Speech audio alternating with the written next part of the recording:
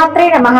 కార్తీక మాసంలో మొదటి సోమవారం కొబ్బరికాయ దీపం వెలిగిస్తే మీ తలరాత్రే మార్చేస్తుంది.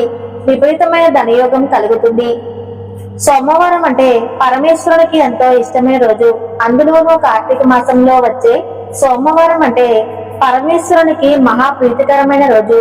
కార్తీక మాసంలో ప్రతిరోజు ఒక పర్వదినమే. అయితే కార్తీక మాసంలో సోమవారాలకు ఎంతో ప్రాముఖ్యత ఉంటుంది. ప్రత్యేకించి చెప్పనక్కర్లేదు. ఇంతటి ప్రాముఖ్యత ఉన్న కార్తీక సోమవారంలో మొదటి సోమవారం అక్టోబర్ 27వ తేదీన వచ్చింది. ఈ రోజు ఇంట్లో నారికేల దీపాన్ని వెలిగిస్తే కోటి పూజల పుణ్యఫలాన్ని పొందవచ్చు. సకల సంపదలను చేకూర్చే దీపమే నారికేల దీపం.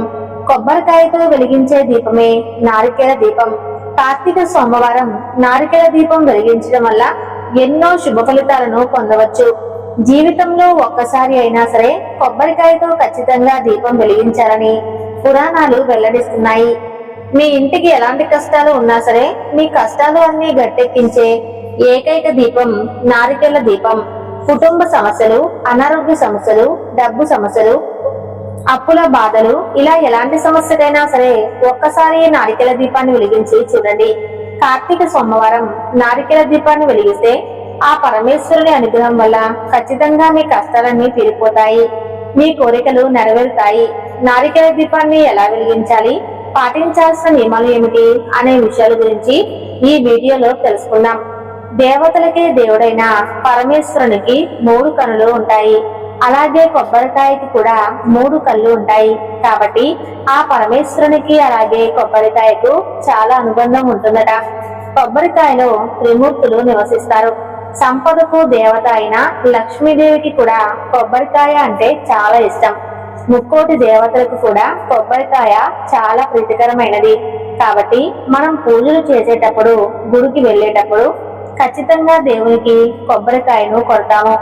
కాబట్టి ఇంతటి పవిత్రమైన కొబ్బరికాయ దీపం వెలిగిస్తే పూర్వజన్మ పాపాలన్నీ తొలగిపోయి అఖండ రాజ్యయోగం వరిస్తుంది.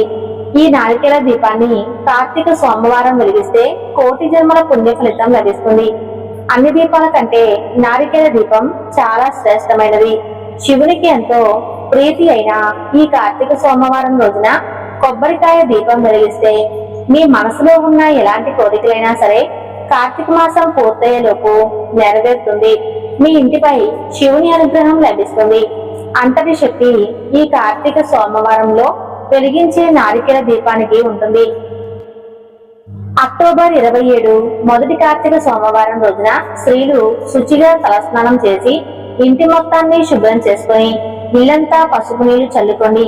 ఇక పూజ చేసే స్త్రీలు నిండు ముత్తైదులాగా తయారు అవ్వాలి. చేతులు నిండుగా గాజులు వేసుకుని నుదుటిన కుంకుమ బొట్టు పెట్టుకుని కాళ్ళకు పసుపు రాసుకుని చీర కట్టుకుని ఇంట్లో పూజ ప్రారంభించాలి. ముందుగా మీ పూజా గదిని శుభ్రం చేసుకుని మీ పూజా గదిలో ఉన్న శివపార్వతుల పటాన్ని తడిగుడ్డతో శుభ్రంగా తుడవండి. తర్వాత శివపార్వతుల పటానికి గంధం బొట్టు పెట్టండి. అయితే ప్రతి ఒక్కరూ తెలుసుకోవాల్సిన ఒక విషయం ఏమిటంటే మన పూజా గదిలో ఉండే శివుని చిత్రపటానికి కుంకుమ బొట్టు సమర్పించకూడదు. కేవలం గంధం బొట్టు మాత్రమే పెట్టుకోవాలి. ఎందుకంటే ఆ పరమేశ్వరుడు ఎల్లప్పుడూ తపస్సులోనే ఉంటాడు. కాబట్టి చల్లదనాన్ని ఇచ్చే గంధాన్ని సమర్పిస్తే ఆ పరమేశ్వరుడు పొంగిపోతాడు. కాబట్టి మీ పూజా గదిలో ఉన్న శివపార్వతుల పటానికి ఎల్లప్పుడూ గంధం బొట్టు మాత్రమే పెట్టుకోండి. ఇక పరమేశ్వరునికి ఇష్టమైన పూలతో శివపార్వతులను నిండుగా అలంకరించుకోండి. బిల్వపత్రం అంటే శివునికి చాలా ఇష్టమైనది. కాబట్టి కార్తీక సోమవారం నారికేల దీపాన్ని వెలిగించేటప్పుడు శివుడికి ఇష్టమైన పత్రాలను అలాగే పూలను సమర్పించడం వల్ల మీరు చేసే పూజకు రెట్టింపు పుణ్య ఫలితం లభిస్తుంది. బిల్వపత్రం అందుబాటులో లేని వాళ్ళు జిల్లేడు పూలు కానీ, గన్నేరు పూలు కానీ, పారిజాత పుష్పాలు కానీ, శంకు పుష్పాలను కానీ శివునికి సమర్పించండి. మీకు అందుబాటులో ఉన్న పుష్పాలతో శివుడిని పూజించండి. వ్యాపారాలు చేసేవాళ్ళు గన్నేరు పూలతో శివుడిని పూజిస్తే మీ వ్యాపారం బాగా వృద్ధి చెందుతుంది. శంకు పుష్పంతో శివుడిని పూజిస్తే డబ్బు సమస్యలు తగ్గిపోతాయి. మీ ఇంటికి విపరీతమైన సంపద చేకూరుతుంది. జిల్లేడు పూలతో శివుడిని పూజిస్తే 7 తరాల ఐశ్వర్యం ప్రాప్తిస్తుంది. వెలగపండును శివునికి సమర్పిస్తే పుత్ర సంతానం వరిస్తుంది. ఈ విధంగా వివిధ రకాల పూలతో శివపార్వతుల పటాన్ని నిండుగా అలంకరించుకోండి. శివుని పటం ముందుగా అష్టదళ ముగ్గును వేయండి. ముగ్గు మీద పసుపు కుంకుమలు వేసి ముగ్గు పైన ఒక ప్లేట్ కానీ ఒక విస్తరాకు కానీ పెట్టుకోండి. స్టీల్ ప్లేట్ మాత్రం అస్సలు ఉపయోగించకూడదు. ఈ ప్లేట్ పైన గంధంతో ఓం అని రాయండి. తర్వాత ఈ ప్లేట్ పైన 3 గుప్పెళ్ల బియ్యం పోయండి. ఈ బియ్యం మీద కొంచెం పసుపు కుంకుమ వేయండి. ఈ బియ్యం పైన కొబ్బరి చిప్పను పెట్టి దీపం వెలిగించాలి.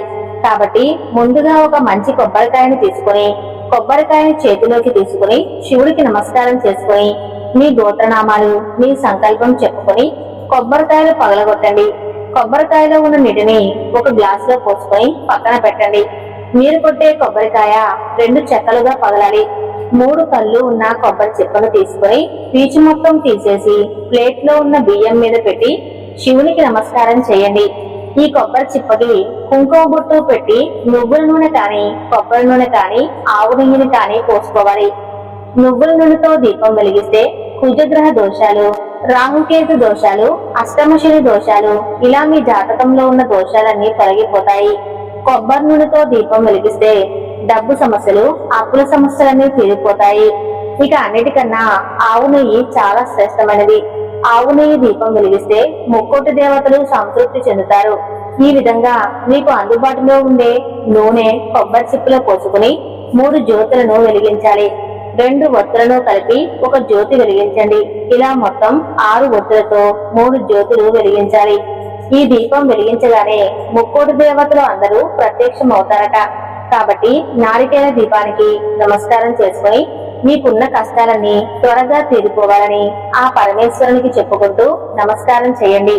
అలాగే ఈ నారికేల దీపం వద్ద పూలు అలాగే అక్షంతులు వేయండి. కొబ్బరికాయను పగలగొట్టినప్పుడు కొబ్బరి నీళ్లు వస్తాయి కదా, ఆ కొబ్బరి నీటిని పూజలో నైవేద్యంగా పెట్టుకోవచ్చు. అలాగే మీరు కొబ్బరికాయ పగలగొట్టినప్పుడు 2వ చిప్ప ఉంటుంది కదా, ఆ చిప్పలో ఉన్న కొబ్బరిని చిన్న ముక్కలుగా కోసి అందులో కొంచెం పంచదారను కలిపి శివయ్యకు నైవేద్యంగా సమర్పించవచ్చు. ఇక చివరిగా ఈ నారికేల దీపానికి హారతి ఇచ్చి శివయ్యకు నమస్కారం చేసుకుని ముగించవచ్చు. కుదిరితే కార్తీక మాసంలో వచ్చే ప్రతి సోమవారం, అందులోని మొదటి కార్తీక సోమవారం నాడు లేదంటే కుదిరిన ఒక్క సోమవారం రోజు శివునికి నారికేల దీపాన్ని వెలిగిస్తే మీ కుటుంబానికి శివయ్య పరిపూర్ణ అనుగ్రహం లభిస్తుంది. మీ కుటుంబానికి ఎలాంటి కష్టాలు రాకుండా ఆ పరమేశ్వరుడు మీ ఇంటిని రక్షిస్తాడు. అలాగే పూజ పూర్తయిన తర్వాత దీపంగా వాడిన కొబ్బరి చిప్పను పారే నదిలో కానీ ఎవరు తొక్కని ప్రదేశంలో కానీ వేయండి.